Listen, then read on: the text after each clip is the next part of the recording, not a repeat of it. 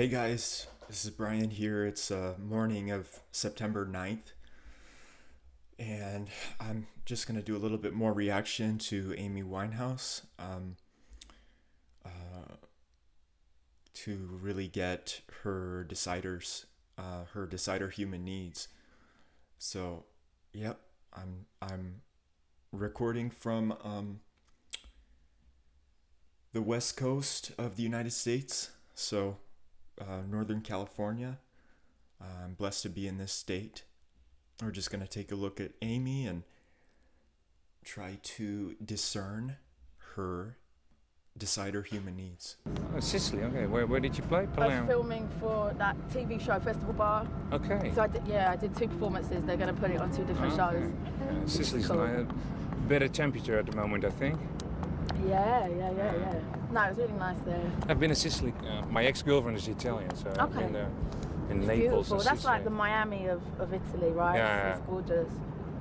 Good. So what are we doing? Words and then this? Or? Yeah, we're gonna film two songs of you, BBC. So, and then I found out you were playing and said, okay, we're gonna ask Amy then. So, Yeah. So you just arrived today? Yeah, I got here at about lunchtime.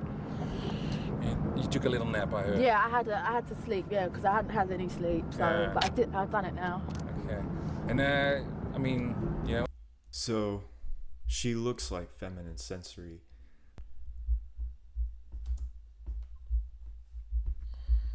A debut album at the age of 19 and already, I believe, even nominated for a very prestigious award, the Nobel, what's it called again? I've Novello Award, yeah. You already won it? No. Yeah, I won it, yeah. You won it That was already? about a month ago. Oh, it's a month ago. Oh, did we start already? No, we're just talking. cool. Yeah. Cool. That's cool. Okay, we get that out of the way, so you're not going to say that next time. No. But how was that? It was lovely. It was lovely. It's just a nice thing, you know. It's a nice thing.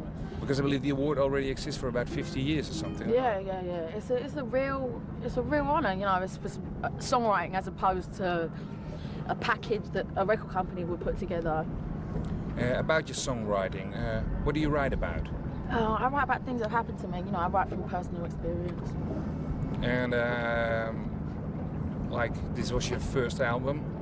You're young, so if you write about the things you do, is it then like the things you've gone through? Yeah, I write about, you know, the way I feel about things and. So you notice she spits in the river while she's doing a professional interview. Does that correlate to anything?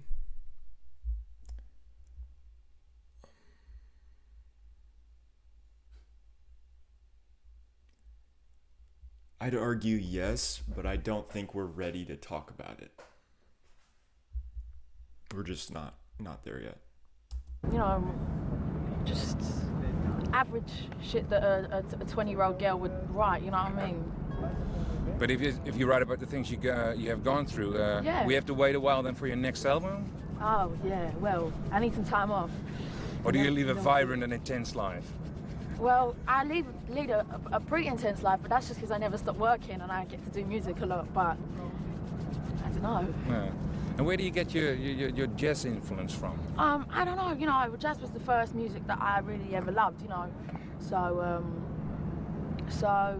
don't know, it was the first music that I ever really connected to and could get a lot from. Jazz taught me how to sing, you know, it wasn't school or whatever, it was just listening to my favourite singers, you know.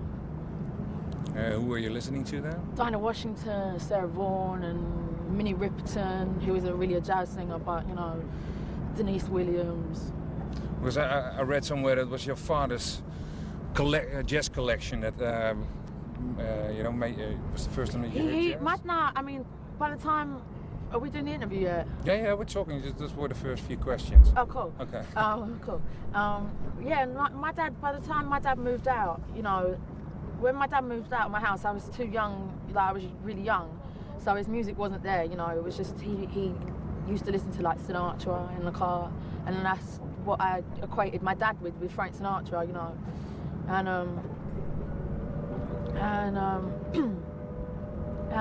it was really my brother's music collection. When my brother went to university, he left his stereo and it had a 3 CD changer, and at the time no one had shit with a CD changer, and I was like, oh my god, you can put 3 CDs on and select any song from any of the 3 CDs at random, you know. And he left his music collection, which back then wasn't prolific. He had like 200 CDs, but to me that was it, you know. He had the best shit. He had Thelonious Monk and Bechet, and you know, he had all Miles Davis records, and you know, and he had other stuff, you know. He had a lot of Hendrix, a lot of Dylan, you know. It was really nice to have him go away and leave me with all his music, because when he lived with me, I'd be like, I'm gonna take this album, and he'd be like, no you're not. You also took his room then. That's what I did when my brother left Did me. you? I took his music also in his room. I didn't want his room. His room smelled. It's quite unusual, because I think for a girl that age, it's quite similar like I did. I went like when I was 15 on my bike to jazz concerts, you know, sitting there with old men drinking wine and smoking a pipe, you know. It was like. And when did you start playing an instrument? I think I was about 11 when my brother got his first guitar, and I just used to play it whenever he was out the house. Whenever he left the house, I'd grab his guitar, play it, and then when I was about 13, I got my own guitar, and then should I stop? Yeah, well, okay, yeah, it's a harbour, eh? So. Ooh. He's taking it. Oh, it's action. When I was about 13, I bought my own guitar, and I think around that same age, my brother bought his first proper electric guitar. He had a shit one. He bought like a third-hand Stratocaster, and that was the most beautiful thing I'd ever seen. Yeah. And even when he was at the house, I was so scared to play it, because it was one of them things that I thought he'd just be able to tell. You know what I mean? Yeah. I just thought he'll know if I touch this guitar. It's so beautiful. He will just know. So I never did. Yeah. So you're a Fender girl then? Yeah, I got. And I only have. Actually, the first acoustic guitar I bought was a Fender. I have a Strat. I have a really pretty Strat. It's Daphne Blue. I can't remember when she was made, but yeah, that's my stage guitar. You know, I mean, I don't play in this show now, but that's my stage guitar when I do rock out by myself. It's a bit like She's talking about her brother and her dad.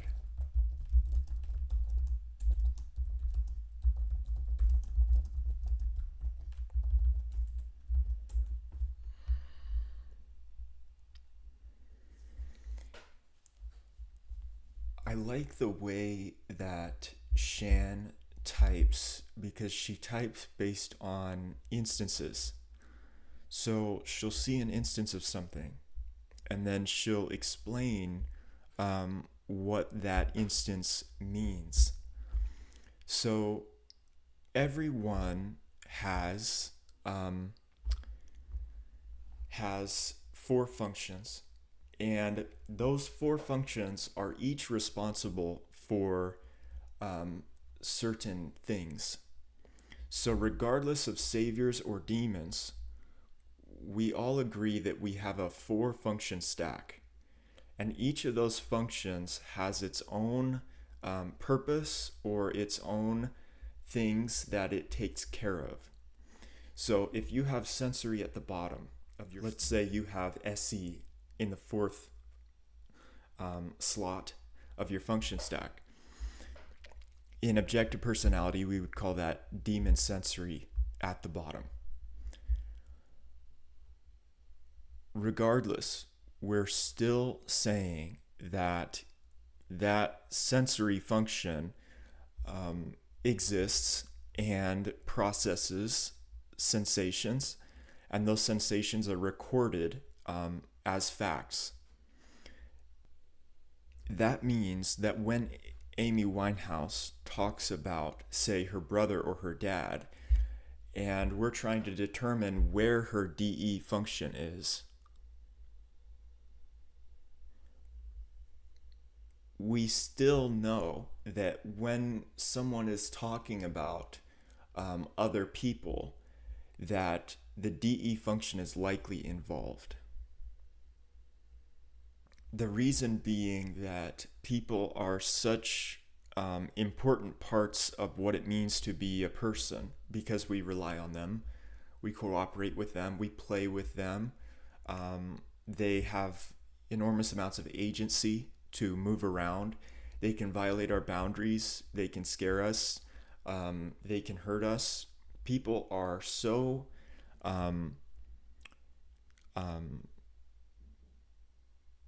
alive and equal to us in their powers as individuals that, yeah, it does look like we need a whole function to manage other people. So when she's talking about her brother and her dad, we can assume that the DE function is going to be involved, as well as the DI function. The way I understand the DI function, on the other hand, is that it creates the self actually into something of an abstraction. So the DI function will make the self into like an idea, and it then tries to ensure that one's self and one's own life is good based on how well that abstraction is doing in the DI hierarchy. But that assumes that the DI doesn't actually have any functional capacity to interpret the actions of other people. So here's what I think right now. I think that DI can see other people, and it can think about other people, and it can take in other people. I think that DI is a part of us, and that part of us can look at other people and intercept them and anticipate their behaviors. I think that DI is simply, it's creating abstractions of selves. So I think what DI does is it creates boundaries around individuals and makes them into individuals. DI divides. That's what I'm saying. I think DI divides. One problem with DE is that it sees all people as like this continuous ocean of just tribal love. So what DI does to me is it divides. So it says, oh, well, this is his guitar, or this is his CDs. DI divides. Whereas DE wants to almost make everything like this continuous stream of, I just want to be around other people. I want to be immersed in other people. And that's you really see that with play. Play wants to be in constant connection, in constant proximity to other people. So when I listen to Amy Winehouse talk about her brother, I know she's got DE and I know she's got DI. So she wants to be around her brother. Does she want to be around him all the time? Well, he kind of smells. And oh, his CD collection is really cool. But that's his guitar. And I learned to play his guitar. So what I'm hearing with DI and DE is something like tribal continuity and versus division. And that continuity, it's a slippery slope into you and I, we just have the same identity. You and I, we're becoming Siamese twins. That's one thing that play at the top especially might struggle with, is like, let's just be attached at the hip at all times.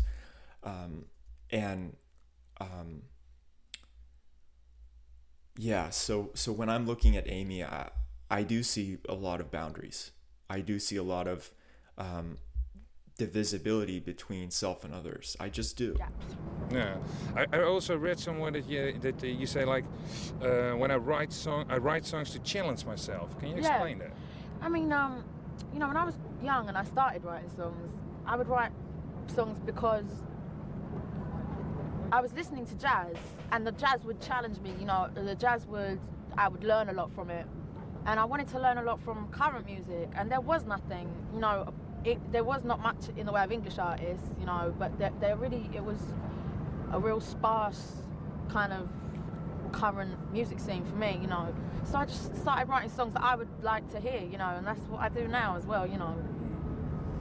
And the song Stronger Than Me, what's the song about for you? Oh, Stronger Than Me I wrote about the second time I split up with this man that I was with. And it was just me. I mean, we had a real explosive kind of relationship, and I never really understood why we had split up. But I think one day I just kind of realised that I was acting like the man and he was acting like the woman, and I was sick of it. He was like 7 years older than me, and I would have to like emotionally carry him around. Not just some of the time, because I'm fine with that, but all the time.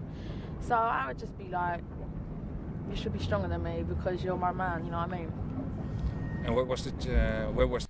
So I'm going to say something perhaps controversial, but I believe that the divisibility between people and those boundaries are they are analogous to the boundaries that men create between each other, so that men can successfully compete, and that the dissolution of boundaries that DE enables is sort of analogous to how women of all types, this is a vast generalization, but I think it's a generalization that gets to the heart of what the difference between men and women are in terms of how our biology incentivizes our social strategies or approaches to life. So I think often women, if women have something like a general, universal social responsibility, I'd say that the purpose of femininity is to make the world like to bridge gaps and to build bridges and to be responsible for interpersonal relationships, community, and basically love and connection and safety. That seems to be, if women have a social responsibility, that's what it is. Whereas masculinity has more to do with figuring out where things are dead and trying to surgically remove things that are dead. So I think one of the reasons why anger is actually you could say it's like it's a form of masculinity in a man or a woman. Right? I'm not talking about being male. I'm talking about masculinity. I'm talking about masculine energy. So I'd say anger is an inherently masculine mode of existence. And I'm not talking about functions. I'm just talking about anger itself. And that what anger does is that it responds to a threat, and it tries to neutralize or kill that threat. So that's sort of the masculine social responsibility, is to make sure that that any threats can be defeated, and also I would associate masculinity with, say, hunting. So going up against risks, I would associate with masculinity more than femininity. And I'd say women are more attracted to men who take risks. And I'd say that generalization works because of the way our biology incentivizes our behavior. And then I think of type. So let's say you have a double masculine woman or a double feminine man. It's like it can be an opposing force to that biological incentive, and therefore would insert exceptions to that general rule of behavior that men are incentivized towards or that women are incentivized towards. So again, when she's talking about how she felt like the man and he was like the woman, it's possible that has to do with her parts, but I'd say that actually, even if you have feminine DI at the top, you'll feel that way because and that would also depend on the socials. So Flex would be more have more of a masculine valence, and Friends would have more of a feminine valence. And I'm not talking about functional femininity again. I'm talking about more femininity and masculinity, almost in like an astrological sense, right? So when she says, "I felt like the man," in the relationship, I'd say that that's actually having to do perhaps more with, because here's this feminine sensory woman, she's very cuddly and kind of, but then she's got this obvious masculine DE side. I'd say that it's actually that her DI is risk-taking and individualistic and trailblazing and headstrong and seeking its own respect. So I'd say that that's actually a credit to her having DI at the top, that she feels like the man. Because now she's providing for her boyfriend, probably. She's making all these individual decisions. She can talk to anyone and carry herself with respect in any public place because, well, she signs her own checks. So I'd put that as credit for DI. I'm seeing more DI than DE.